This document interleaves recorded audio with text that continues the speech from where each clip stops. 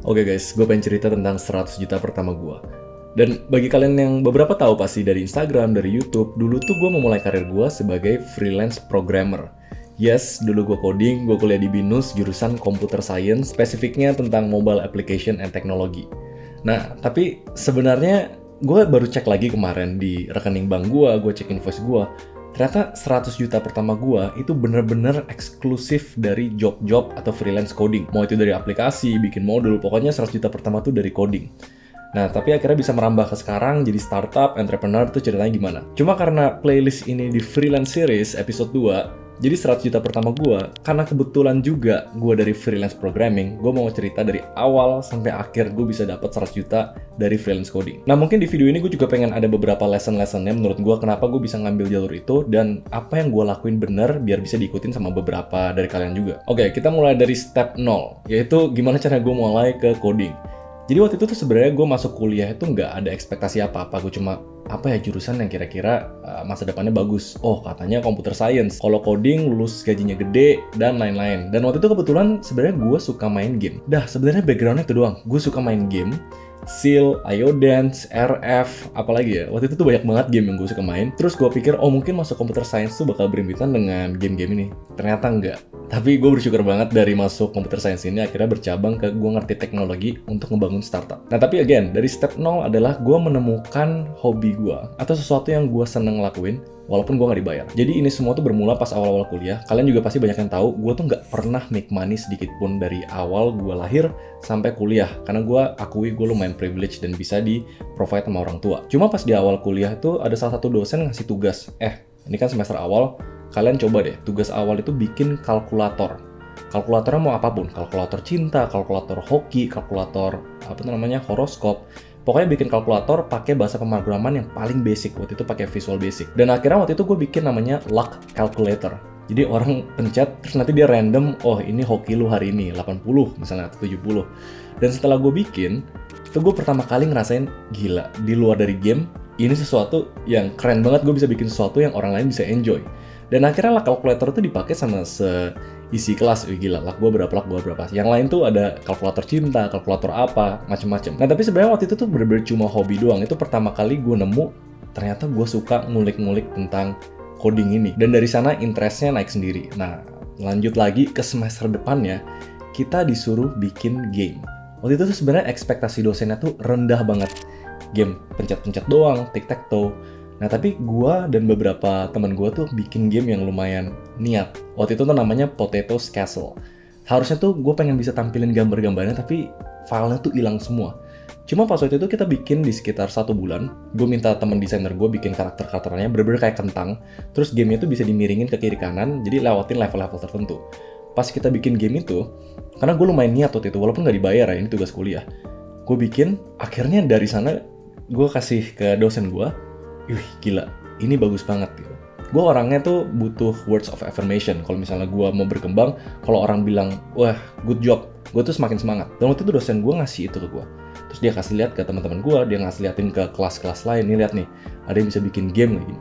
Akhirnya game Potatoes Castle itu dinaikin ke akunnya BINUS, Play Store BINUS, terus dimainin sama beberapa teman gue. Karena waktu itu gue lumayan ngerti game ya, gue tuh bikin level desainnya lumayan niat. Jadi level 1 gampang banget, lu ke kanan aja. Level 2 cuma lompatin, tapi level 10 itu susahnya minta ampun. Gue ngelihat teman-teman gue yang main game itu, wah kok ngelihat mereka kesusahan terus akhirnya sukses, terus mereka seneng. Itu the first time ever, pertama kali gue ngerasain the beauty of digital.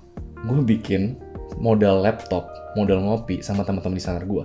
Tapi bisa dinikmatin ribuan orang dimanapun. Di sana gue baru bener-bener melek digital revolution itu bener-bener the number one revolution, even ngalahin revolusi apapun itu. Waktu itu ada quote-nya, nanti gue coba tampilin di depan, gue lupa quote-nya apa. Tapi that's the first time gue bener-bener fall in love in creating digital product. Nah step 0 tuh sebenarnya kombinasi dari suka game, suka ngulik komputer, akhirnya gue bener-bener suka membuat digital product. Dan waktu itu kebetulan skillnya itu programming, karena kuliah gue programming. Nah, sebenarnya dari cerita ini tuh mulai kelihatan nih kenapa passion gue bisa sampai startup dan teknologi, walaupun awalnya tuh coding. Oke, itu step 0, menemukan passion yang kita tuh suka. Nah, step 1 dari ini adalah, karena gue suka mulai dari step 0, karena step 0 tuh lebih ke background story-nya kenapa gue bisa mulai. Step satunya adalah pas gue lagi kelas entrepreneur, waktu itu di kelas 3. Dosennya tuh kan macam-macam yang pengusaha atau punya bisnis. Dan ini dosennya tuh keren banget. Waktu itu dia bilang, gue lagi malas ngajar hari ini, tapi ada seminar nih di sebelah. Yuk kita ikut seminar aja deh, daripada kalian dengerin gue nggak jelas. Oke, tanpa ekspektasi apa-apa, kita ikutin seminarnya. Ternyata di seminar itu ada perusahaan namanya Pesona Edu. Jadi Pesona Edu itu perusahaan yang fokus ke modul-modul edukasi yang dibikin seru, dijadiin kayak game-game gitu. Mulai dari TK, SD, SMP. Waktu itu gue inget banget, salah satu yang mereka present itu gamenya tentang ngitung apel yang ada di pohon. Jadi kayak mereka bikin matematika tuh lewat game-game kayak gitu. Jadi setelah dengerin presentasi mereka bilang, tujuan mereka bikin seminar di BINUS karena mereka lagi nyari orang yang bisa bantuin mereka bikin modul itu. Mereka punya target gede banget, mereka butuh achieve berapa ribu modul, gue lupa. Dan mereka iseng cari tahu, siapa tahu ada nih mahasiswa yang kira-kira bisa freelance bareng mereka. So basically, ini pertama kali gue kayak expose dengan freelance opportunity. Dan di presentasi itu dia juga jelasin, oh kira-kira lu bisa berpendapatan segini. Satu project nilainya ada yang 1 juta, 2 juta, 3 juta. Nah, tapi problemnya adalah dari seminar itu, mereka pakai bahasa yang lumayan jadul. Dan gue waktu itu sama sekali nggak tahu bahasa pemrograman ini. Kalau di kuliah itu masih diajarin yang basic-basic, kayak HTML, kayak Visual Basic, kayak apalagi ya, gue lupa, C.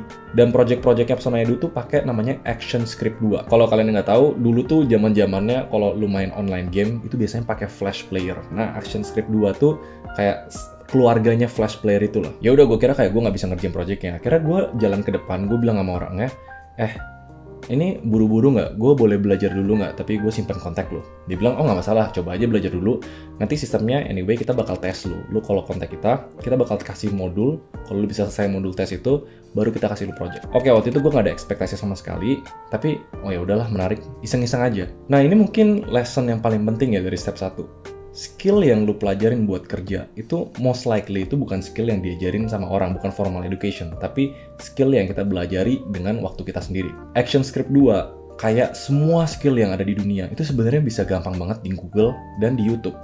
Waktu itu tuh gue nonton YouTube video, bisa sampai puluhan video tentang ActionScript 2. Sambil gue download, ini aplikasi dibutuhin, terus gue iseng-iseng bikin game simple. Waktu itu step pertama gue bikin buletan itu bisa gerak, kalau dipencet atas bawah kiri kanan pakai keyboard gue. Dengan model nonton YouTube, dengan belajar 1 minggu, akhirnya gue kontak orangnya, bro, gue mau coba ambil tesnya dong. Menurut gue ini banyak di-relate sama beberapa freelancer di awal. Mereka minder untuk ngambil project karena mereka belum yakin mereka bisa ambil.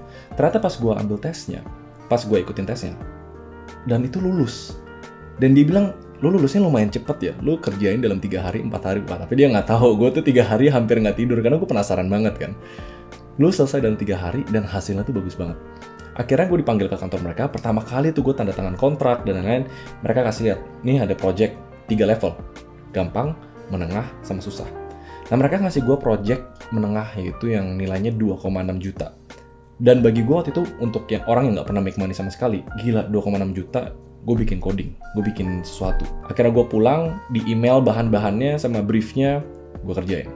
Akhirnya gue selesai tuh project pertama dalam 5 hari, terus gue kasih ke dia, oh gila lu cepet banget selesainya, tapi ini ada revisi lagi nih. Oke, direvisi lagi. Gue kasih ke dia accept dong. Tahu-tahu gue disuruh kirim invoice, 1 hari kemudian gue dibayar 2,6 juta. Nah, di sini ada 2 kali aha momennya. Yang pertama tuh aha moment gue bisa menciptakan sesuatu, yaitu digital product. Aha moment yang kedua adalah gue bisa dibayar dengan menciptakan sesuatu. Dan itu sebenarnya premis dari semua freelance itu. Kalau lu punya sebuah skill dan lu bisa dibayar dan lu suka skill itu udah pasti journey freelance itu lebih gampang. Dan setelah itu gue nggak berhenti. Gue dikasih project lagi. Jadi kalian bayangin, misalnya 2,6 juta itu gue selesaiin dalam 5 hari. Tapi pas gue datang ke sana, gue minta project yang lebih susah. Yang harganya 3 juta, 4 juta, naik pelan-pelan. Dan dari sana, ini singkat cerita banget ya. 3 bulan gue ngerjain project itu, gue hampir mendekati 100 juta pertama. Yaitu gue sekitar 60-70 juta nge-freelance project-project itu. Nah terus gimana? Kenapa nggak gue sampai 100 juta aja? Kenyataannya freelance itu sebuah pekerjaan yang nggak tetap. Jadi kadang ada project, kadang nggak ada project. Cuma lesson learn di sini, opportunity freelance itu sebenarnya di mana-mana, asalkan kita melek aja. Kita berani ambil resikonya, kita berani ambil projectnya walaupun kita belum yakin. Nah sebenarnya next stepnya ini yang bawa gue ke dunia perstartupan. Karena dari Pesona Edu mereka kehabisan project. Mereka udah bayar beberapa freelancer, udah beberapa full timer. Oke, udah nggak ada project lagi nih. Waktu itu gue lumayan stres karena gue kira tuh ini bakal everlasting. Gue kira ini bisa berbulan-bulan gila, gue bisa bayar kuliah gue bisa beli apa. Tapi kenyataannya nggak segampang itu. Dan dari sana pertama kalinya gue kayak expose di dunia startup. Karena dari freelance itu gue pikir, oke, kalau misalnya gue mau make money lagi, gue nggak bisa bergantung sama orang lain. Gue harus cari project gue sendiri. Akhirnya gue ketemu teman gue yang ternyata freelance juga di sana. Kita ngumpul bareng, terus gue bilang, kita ngerjain project-project bareng aja. Cari projectnya dari mana? Kita tanya aja dosen kita. Kita tanya aja BINUS Entrepreneurship Center, organisasi di BINUS yang konekin gua ke perusahaan ini. Terus gimana ceritanya, kita ngobrol-ngobrol, kita dikonekin sama beberapa mahasiswa yang lagi ngebangun startup di BINUS. Akhirnya gua ngobrol-ngobrol, dan waktu itu completely beda stack-nya. Stack tuh umpamanya bahasa teknologi yang dipakai itu completely beda. Gua kan belajar ActionScript 2. Kali ini gue disuruh bikin aplikasi Android pakai bahasa pemrogramannya Java. Dan ini bakal jadi coding gue selama 2 tahun selanjutnya. Gue fokus di Android. Nah dari sana tuh gue kerjain project by project. Waktu itu nilainya bahkan jauh lebih kecil dan pendapatan gue jauh lebih kecil dibanding Pesona Edu. Satu project 5 juta, satu project 3 juta. Akhirnya dari 70 juta pertama tuh mungkin 3 bulan gue kerja. Tapi sampai ke 100 juta. Itu mungkin butuh another 3 months. Tapi yang memang income di awal gue tuh menurut gue too good to be true. Karena itu opportunity yang memang golden banget dan waktu itu gue ambil. Tapi gue gak nyesel sama sekali. Jadi sebenarnya sampai 100 juta pertama, itu dari opportunity seminar, 30 juta yang lagi dari ngobrol sama dosen gue. Ada project apa lagi nih yang kita bisa kerjain. Nah itu sebenarnya summary 100 juta pertama gue dari freelance coding. Mulai dari ActionScript, Flash untuk Pesona Edu, ngerjain project-project, pakai Android, Java. Tapi yang waktu itu gue nggak tahu 100 juta pertama gue itu yang membawa gue ke dunia agency dan perstartupan. Dan gue bersyukur banget, gue ingat banget satu project pertama gue yang setelah Pesona Edu adalah gue membangun aplikasi untuk startup. Di sana gue baru belajar tentang startup. Jadi biar videonya nggak kelamaan, gue berhenti di 100 juta pertama gue sebagai programmer. Kalau misalnya gue harus summarize, pertama itu kita nyari skill yang kita suka. Kalau gue kebetulan waktu itu bikin produk digital dan coding. Yang kedua, selalu melek dengan semua opportunity yang datang ke kita. Ketiga, kadang kita bisa bikin opportunity kita sendiri dengan ngobrol dengan network kita, yaitu dosen kita, teman kita. Dan kita nggak usah punya plan sampai kita mati, kita harus begini. Yang penting pas yang ada di depan mata, kita selalu mengkaji dan kita selalu ambil sesuai dengan resikonya. Dan kita lihat aja, journey itu bisa bawa kita kemana. Mungkin dari cerita ini banyak yang bilang ada faktor hoki dan lain-lain. Memang benar. Tapi hoki itu kan persiapan diketemuin dengan opportunity. Persiapan gue udah mulai coding-coding iseng di tugas kuliah, opportunity-nya tiba-tiba gue datang ke seminar itu. Dan gue nggak tidur. Teman-teman gue banyak tidur. Tapi jujur journey-nya tuh masih panjang banget. Jadi bagi yang freelance, jangan ever ngerasa berkecil hati. Semua ada journey-nya masing-masing. Adik gue di episode 1 gue udah cerita, dia bikin 8 juta pertama dari iseng bikin lapak di Fiverr. Jadi kalau menurut kalian freelance series ini relatable, gue bakal mulai cerita tentang freelance-freelance yang lain juga. Yang pertama adik gue, yang kedua gue sendiri sampai 100 juta pertama. Nanti kalian komen di bawah aja kira-kira topik freelance apa yang menarik banget buat dibahas. Nanti gue bakal coba cari ceritanya, gue bakal cari real case-nya, lalu gue share ke kalian dan ambil lesson-lesson yang bisa kalian implementasi juga. Like always, kalau misalnya kalian punya opini, feel free untuk komen di bawah, gue coba bales sebisa gue. Cuma kalau enggak, nanti lewat Instagram aja, karena gue suka share tentang konten yang baru gue post di Instagram. Alright, I guess see you guys in the next video.